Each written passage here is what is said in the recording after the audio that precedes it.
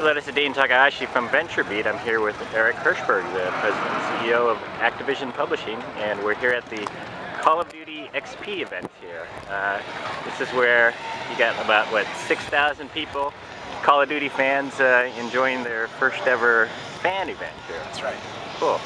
So you talked about a lot of new things today, a lot of answers to some of the questions people had. What are some of the big things that you guys have announced here? Well, first of all, everyone's getting their first look and their first hands-on experience with Call of Duty Modern Warfare 3. And as Infinity Ward and Sledgehammer presented in our keynote, there's a lot of innovations in the game. There's a lot of new ideas in the way we're approaching multiplayer. We've reinvented the kill streaks package to reward and recognize more different styles of play. We've introduced a progression system and a reward system inside Spec Ops for the first time. So all the same leveling up that you've done in multiplayer, you now get to do in Spec Ops. And we've also introduced something called Call of Duty Elite. There's been a lot of talk and speculation about it over the year because we've been running a beta. It hasn't been the full feature set because the game Elite was designed to really be a part of Modern Warfare 3, and we've been running the beta on Black Ops. People finally got to see what we've meant all year when we've said it's going to make multiplayer even better. So you want to compete with, your clan of friends. Your clan gets to level up just like you as an individual player. You get to compete in managed competitions for real-world prizes. You get to get all the downloadable content, not only for the entire year, but delivered in monthly content strikes. So more often, you're getting new experiences for the game. That helps justify that premium subscription fee. Then. Those are all things that are part of the premium subscription, but there are literally hundreds of features that are free to all of our players. And our three goals with Elite was to not disrupt anyone who wanted to continue playing the game the way they always have. If you want to buy the disc and buy a la carte DLC throughout the year, you can continue to do that.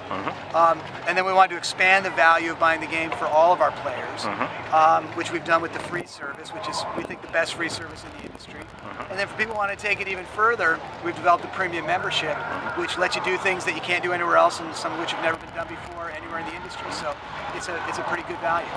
And you've got some serious competition this year, not only from Battlefield 3 from EA, but also you've got a top. Gears of War. Yeah, well, you've got a top Black Ops as well, right? Yeah, well, we've had serious competition every year that this franchise has been in existence. I mean, we've had to go up against several titles of Halo, Gears of War. There's never been an absence of AAA games that we've gone up against in the first-person shooter genre, and this year's no different. We have tremendous respect for our competitors, and we think they're going to make some great games. But our biggest competition is ourselves.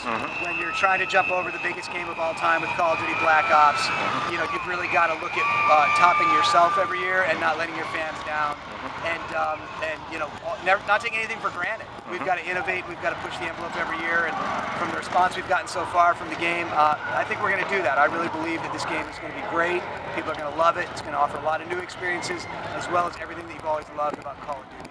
And you've got maybe, 4 things you've brought up about what makes the Call of Duty experience unique. Yeah, there are really 4 tenets that we build every Call of Duty game on. And one is what we call epic realism. Striking that perfect balance between real-world authenticity, that this could, maybe just be happening, with those, just unbelievable epic, action blockbuster moments that Call of Duty is known for, those water cooler moments. And I think we've struck that balance between those two things better than any game franchise out there. And I think that's part of the secret sauce. Let's talk about just delivering the ultimate adrenaline rush. We want people's knuckles white. We want people's muscles tense. We want their pupils dilated. We want it to be an absolute thrill ride every time, and I think that's part of our signature. They got to be jittery when they get up from the game, I guess. Yeah, exactly. If we haven't, if you're not a little shaken when you're done playing a level or a Spec Ops mission or a multiplayer battle, then we haven't done our jobs, and I think we're delivered that better than anyone. We also talked about the fact that Call of Duty is easy to play but hard to master. It's another balancing act because it's a game that brings a lot of new people, a lot of new gamers into this passion. And so we want it to be fun for anyone to play, 60 seconds after picking up the controller. But we also want it to be a game that rewards, the best players and the hard work. And you have to fight your way to the top of the leaderboards. There's no way to buy your way to the top of the leaderboards or to cut in line. And it's a game that rewards skill and gives people a lot of status who put in the time. So we've got 3. One more? There's one more, okay. which is running the game at 60 frames per second. When you're when you're making a game for a console, you've got a finite amount of processing power based on the console itself, and you got to make a lot of tough choices based on how you're going to spend that processing power. And we've always prioritized 60 frames per second because we think in the first-person shooter genre, this is sort of the secret sauce. It takes a lot more efficiency running the engine at 60 frames per second than it does at 30. But we think it's part of that thing that makes Call of Duty just feel so smooth, so precise, so immersive that every pixel matters.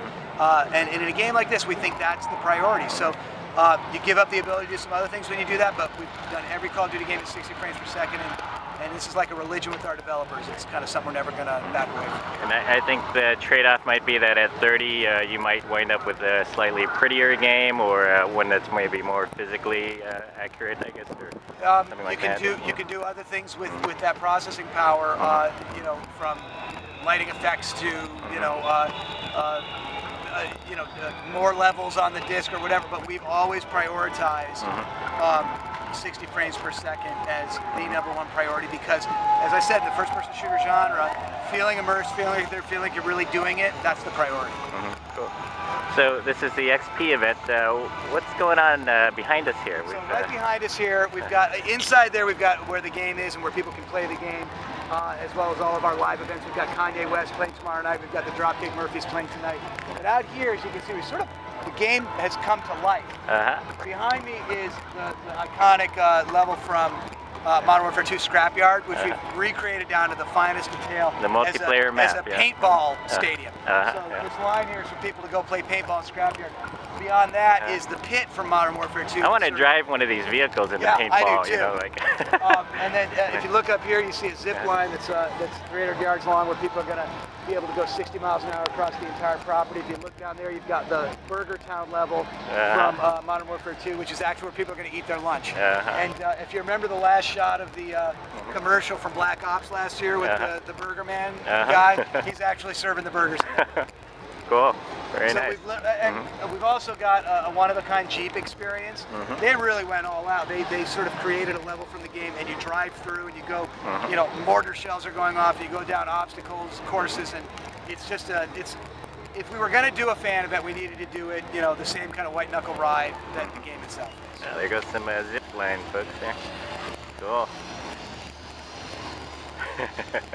Have you tried out the zip line yet? I haven't yet. Cool. I don't know. I'm recovering from a back surgery, so I've got a good excuse, thankfully.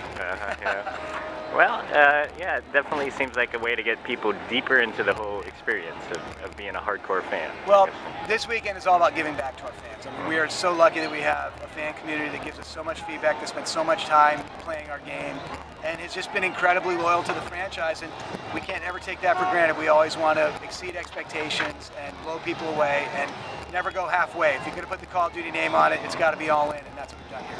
Thank you very much, Eric. All right, thanks.